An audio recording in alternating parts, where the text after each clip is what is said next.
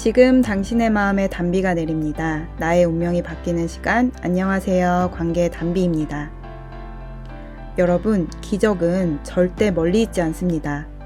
지금 바로 내 마음속에서부터 시작됩니다.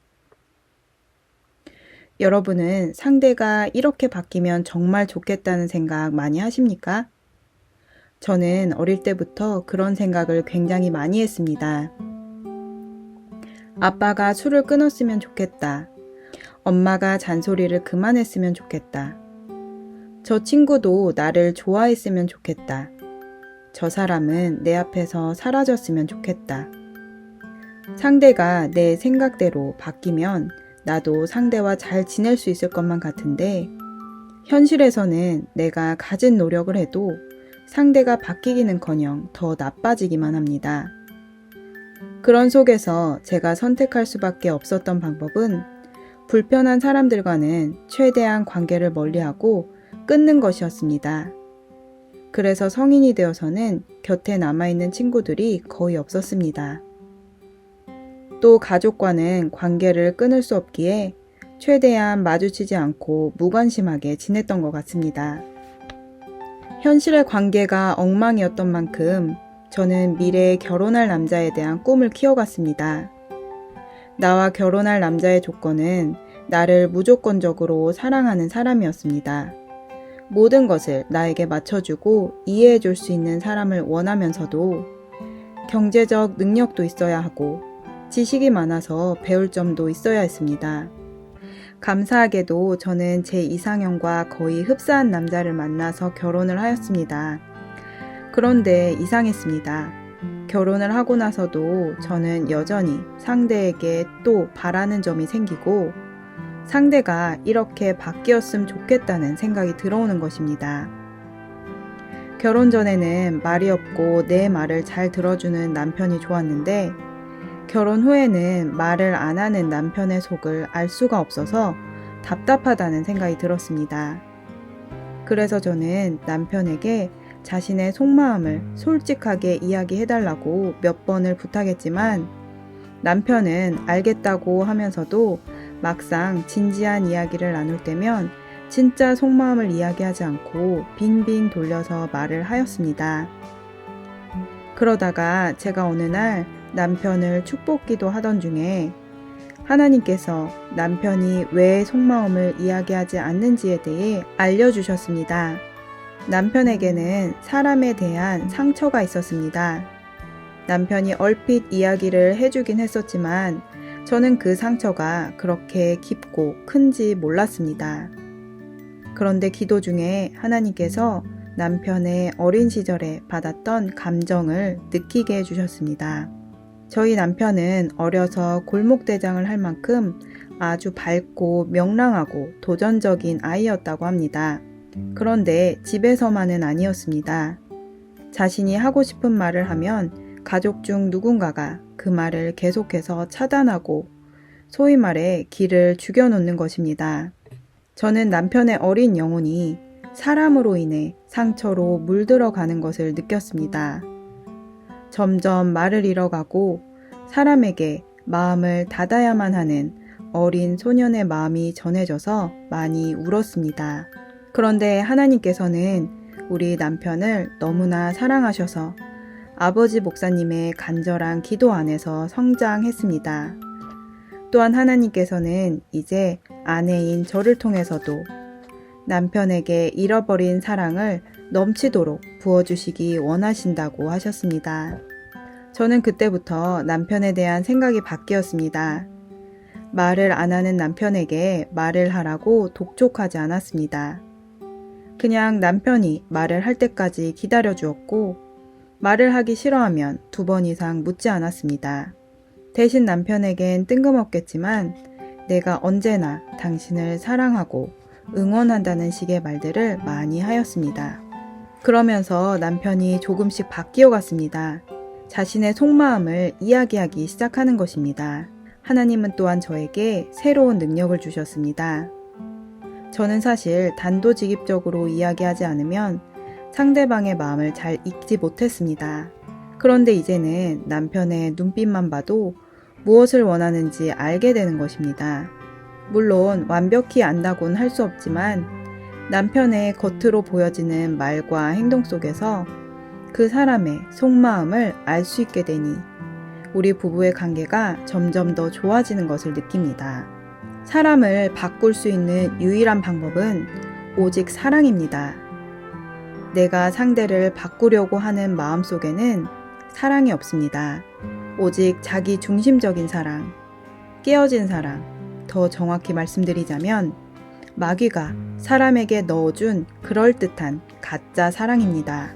많은 사람들이 이 가짜 사랑에 속아서 끊임없이 사랑 때문에 상처받고 상처 주면서 살아갑니다. 정말 사랑해서 결혼을 하였는데 그 사람의 허물이 보이고 그것을 고쳐주려고 합니다. 처음에는 선한 마음으로, 좋은 마음으로 상대에게 이야기를 시작합니다. 당신이 이렇게 바뀌면 정말 좋을 것 같아. 그런데 좋은 마음으로 이야기했음에도 불구하고 상대가 바뀌지 않거나 또는 도리어 가르치려고 하지 말라는 식의 답을 듣는다면 처음에 나의 좋았던 의도는 사라지고 다툼이 시작되는 것입니다. 저는 하나님을 만나기 전까지 늘 이런 식으로 살았습니다. 나는 분명 좋은 의도로 이야기했는데 상대가 받아들이지 않으면 화가 났고 미워했습니다. 그렇게 나의 관계가 망가지면서 도대체 왜 관계가 이렇게 어려운 것인지 답 없는 고민도 많이 해보았습니다. 제가 그 당시에 샀던 책을 보니 어떻게 사람의 마음을 얻고 또 바꿀 수 있는지에 대한 노하우가 담긴 책들이 많이 있었습니다.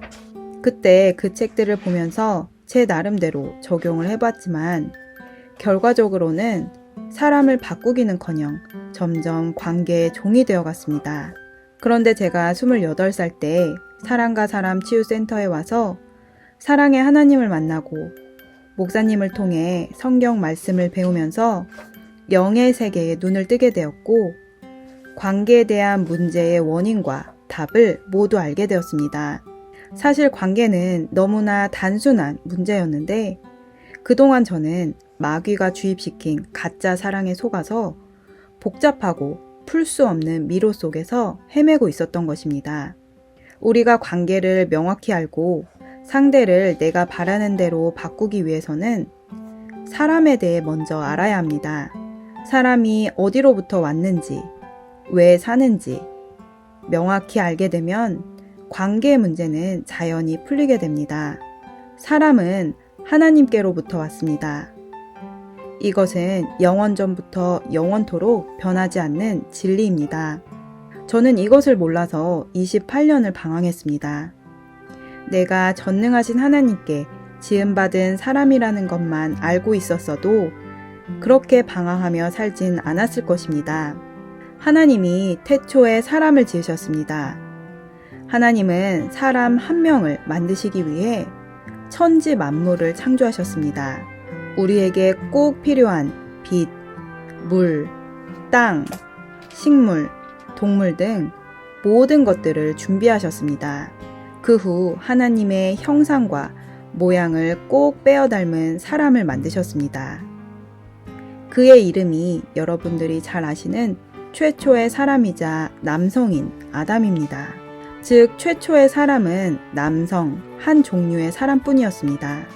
그런데 하나님께서는 그 사람이 혼자 있는 모습이 보기 좋지 않다고 하시면서 그 사람을 깊이 잠들게 하셔서 그 남자의 갈빗대를 취하시고 살을 붙여 또 다른 한 사람을 만드셨습니다. 그 사람은 최초의 여자 사람 하와입니다. 여기서 우리가 유심히 알아야 할 것이 있습니다. 하나님이 두 종류의 사람을 창조한 방식이 각각 다르다는 것입니다.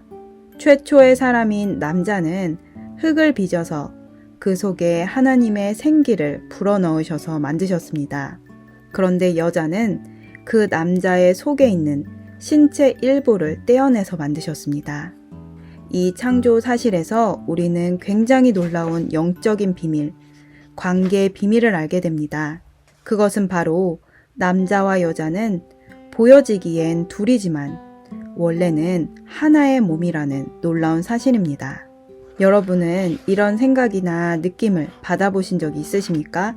사랑하는 여자가 생겼는데 그녀가 내 생각 속에서 떠나지 않고 나의 모든 언행이 그 여자에게 맞춰져 있는 느낌.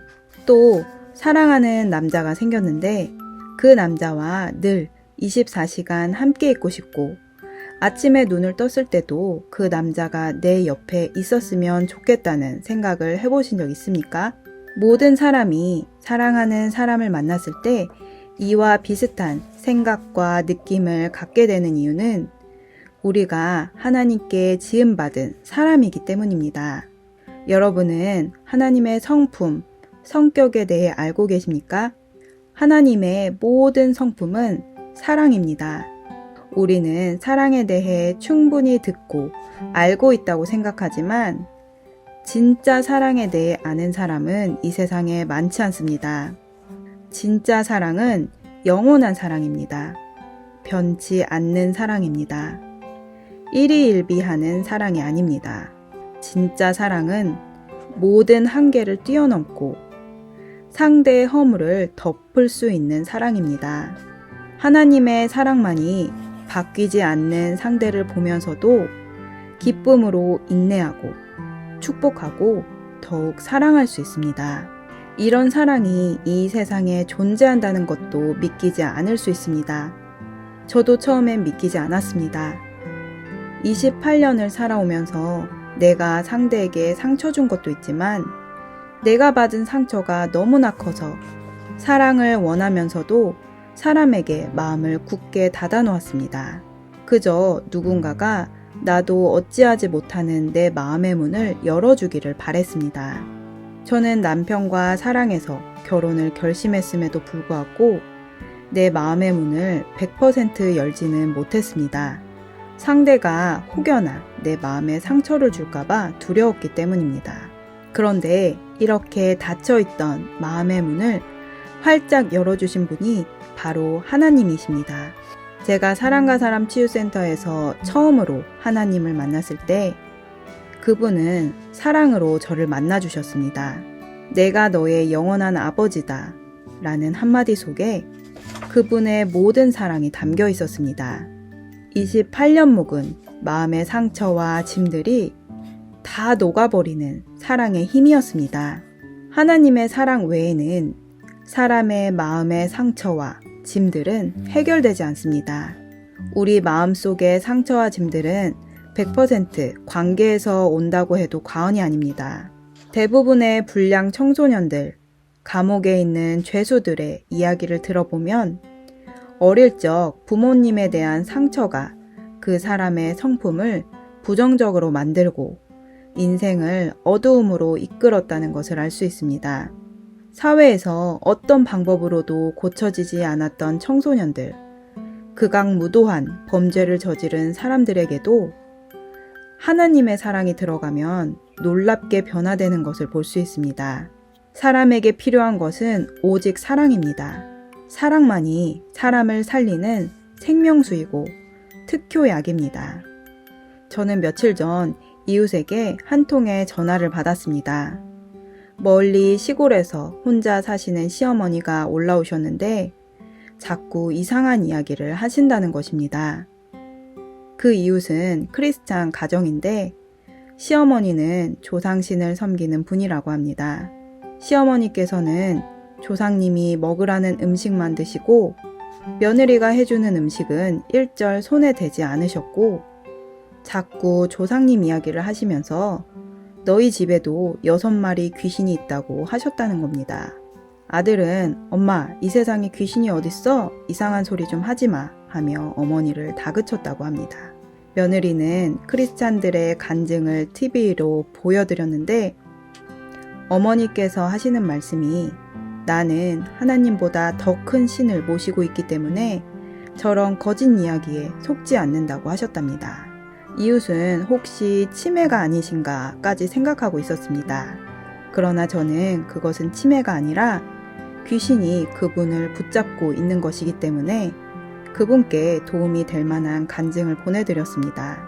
저는 그 전화를 끊고 그 이웃을 위해 기도하던 중에 하나님께서 그 시어머니를 위해 기도하게 하셨습니다. 그런데 기도 중에 하나님께서는 그분이 너무나 외로운 사람이고 이성에게 큰 상처가 있다는 것을 알게 하셨습니다. 그리고 하나님께서 신방을 가서 기도해 주라는 마음을 주셔서 이웃집에 방문하게 되었습니다. 그렇게 저는 기도를 하고 이웃집에 갔는데 시어머니가 방금 전에 잠드셨다고 하는 것이었습니다. 한번 주무시면 2시간 이상을 주무셔서 아무래도 오늘은 못 뵐 것 같다고 하셨습니다. 그러나 저는 하나님께서 오늘 신방 가서 기도하라는 마음을 주셨기에 기다리기로 하였습니다. 이웃과 조용히 대화를 나누면서도 저는 속으로 성령님을 의지하며 계속 기도하였습니다. 하나님, 오늘 기도하러 오라고 하셨으니까 저분을 깨워주셔서 나와서 기도를 받게 해주세요. 기도를 받지 못하게 방해하는 악한 귀신은 예수 그리스도의 이름으로 떠나갈지어다 라고 계속해서 기도하였습니다. 시간은 계속 흐르고 저는 아이들이 귀가할 시간이 다 되어서 집에 가야 하는 상황이었습니다. 그런데 그 순간 시어머니께서 방문을 열고 나오셨고 저는 속으로 할렐루야 하나님 감사합니다 하였습니다. 그렇게 인사를 드리고 제가 예수님을 믿는 사람인데 하나님께서 어머니께 기도를 해주라고 하셔서 왔다고 있는 그대로 말씀을 드렸습니다. 시어머니는 처음 본 사람이 기도를 해준다고 하니 당황하셨고 어떻게 해야 할지 몰라 어색하게 서 계셨습니다. 저는 그분의 손을 이끌어 의자에 앉으세요. 기도해 드릴게요. 하고 대뜸 손을 붙들고 기도를 시작했습니다. 얼굴이 빨갛게 달아올 정도로 뜨거운 기도를 하고 예수님의 이름으로 기도를 마치고 일어났습니다. 시어머니는 여전히 어안이 벙벙하셨고 저는 아이들 때문에 얼른 인사를 드리고 나왔습니다. 다음날 이웃에게 다시 연락이 왔습니다.